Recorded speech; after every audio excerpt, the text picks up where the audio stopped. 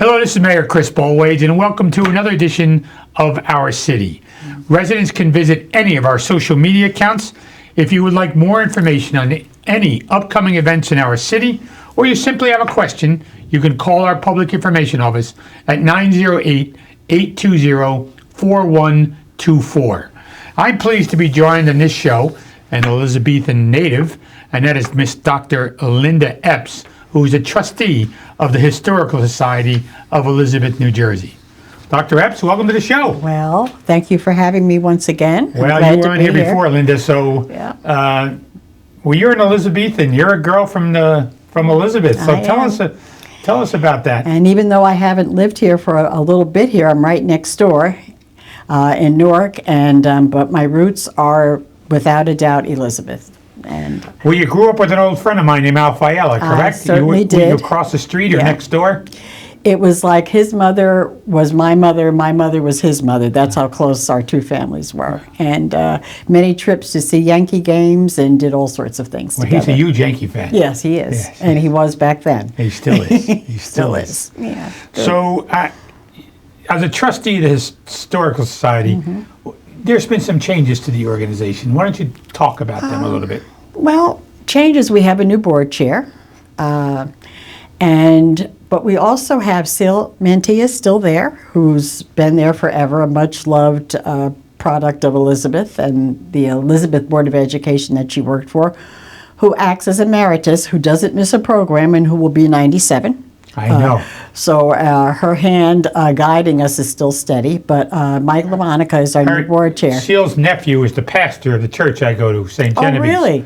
I don't think I knew that. Yes, yeah. Father Armand is Sil's nephew, and Seal is in better shape than the pastor. And if the pastor is watching this show, he probably would agree with me.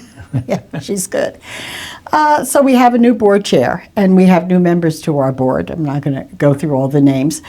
And we've become, I think, even more active, especially given that we're on the eve of the 250th anniversary of the Declaration of Independence, and Elizabeth being the first English-speaking settlement in New Jersey, and providing the brain power, much of the brain power for the Revolutionary War and for that Declaration of Independence. We've been very busy, very busy. Well, that's good, because we're working with the Chamber of Commerce and our destination marketing team to put together events here in the city. We need to boast about our history and our present. But, I agree. Yeah. So the Elizabeth Forum, why does the Historical Society conduct those Elizabeth Forums? You do them every year, I believe. We do them every year with a different focus every year, and it usually addresses something that we see as relevant, very relevant for the times. And again, I mentioned we're on the cusp of the 250th anniversary, so this year our focus has been on a young man who was enslaved here in Elizabeth, and the choices that he has to make during a very crucial time in the history of the city. We do the forums because it's a way to involve people who would ordinarily not be too interested in history. It's hard for the two of us to understand that, since we're history nuts. But it's a way to draw them in and to give them sort of open a window of what Elizabeth was like in the past, where it is today, and to start letting them think about where we might be headed in the future. And we have found that the forum is a good way to do that. Tell us about the actual title. Okay. This is the intersections of life, and our main character is Jupiter. And as I said, Jupiter is enslaved. He works for a fairly wealthy family in Elizabeth. They attend Old First Church. And his direct master, who's a teenager, attends Schneider Academy. And probably could have been a classmate of either Alexander Hamilton or Aaron Burr, who we know were attendees there, and that Aaron Burr Sr. was the headmaster there for a good while. Most of the people in Elizabeth don't know that, so we bring that out during the story, along with the names of the Ogdens and the Livingstons and other people who live there. And he is wondering what to do at this particular time. He's literate because he attends classes with his master at the academy. His master knows it, direct master, because he helps him with his homework. But other people don't know that he can read and that he can write. And as a result, he's being pulled by the loyalists and or the redcoats to join their side and fight against the force that wants to create a new nation called the United States of America.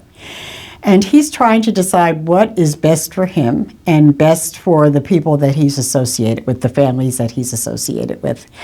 And in giving them information through storytelling, we are inviting the students to take a position with their homework assignment and to state what they think he should do and why he should do it.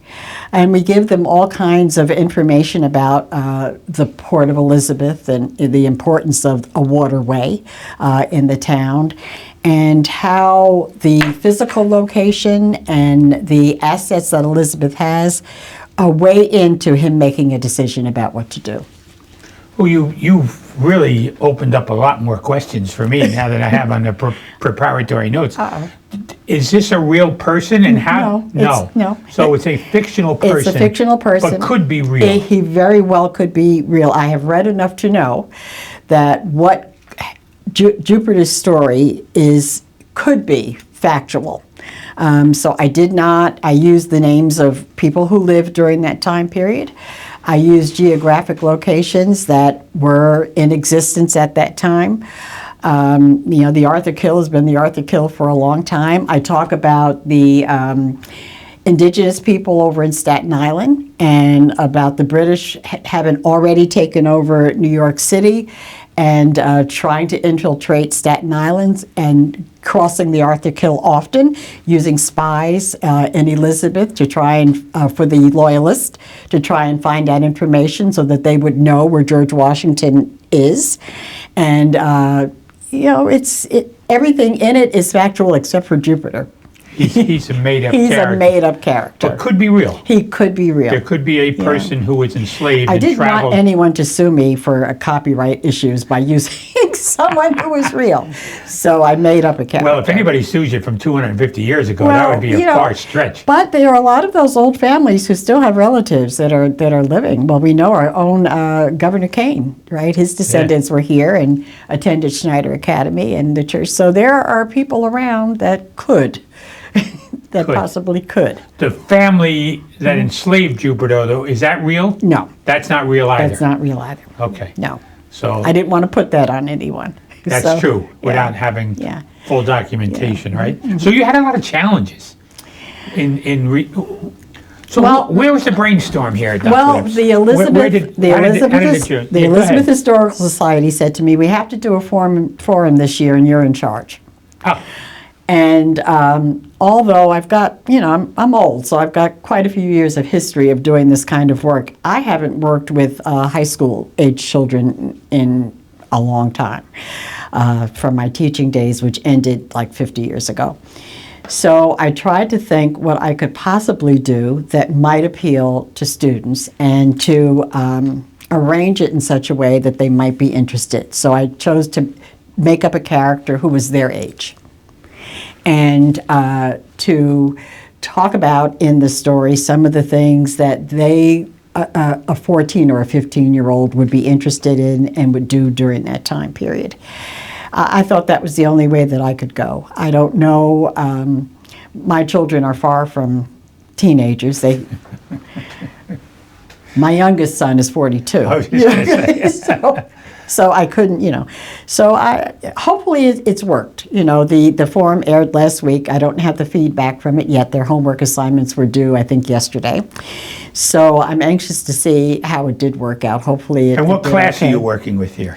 These are a series, a number of social studies classes. We did this on tape. So it was a 3-day classroom exercise, but it was all on videotape. So did you have a young guy play Jupiter, or no? This is I just narrated the story. You narrated the story, and they had other resource material to work with. Okay. Yeah. So, did you think of this on the way to bed one night? I mean, this is phenomenal, fascinating. Friends just recently said to me, it's dangerous when Linda says, "I've been thinking." Yes. And this is one of those, Michelle said, I said, well, I've been thinking that perhaps, we could make up a story and do a fictionalized account of what might have happened during that time period. Because there's always been a thought process that the Underground Railroad came from the Elizabeth River to certain buildings in Elizabethwood. During all the excavation that's occurred here, no one's ever found a tunnel. Not to say it never existed, it's just no one's ever found it. I thought that there was one that went to the river. Well, first of all, even for me, it's hard to imagine that the Elizabeth River that we see now was large enough to hold actual ships, big ocean-going ships. Well, it was much wider. That's what I hear. Much wider.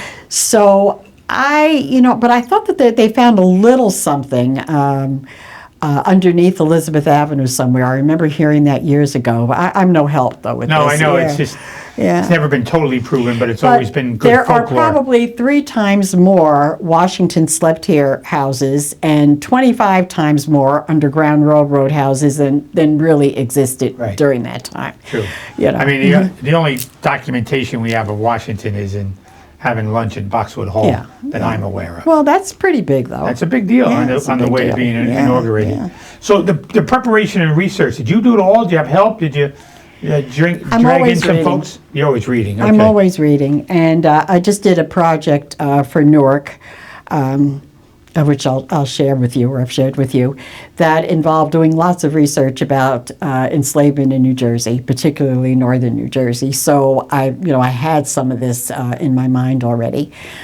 And to tell you the truth, I am very concerned socially, religiously, politically, about our freedom and about our appreciation for our forefathers and the document that they produced, and what this term freedom might have meant to them, what it has meant during these past 250 years, and where we are now as a country. And I'm concerned and I'm worried about it.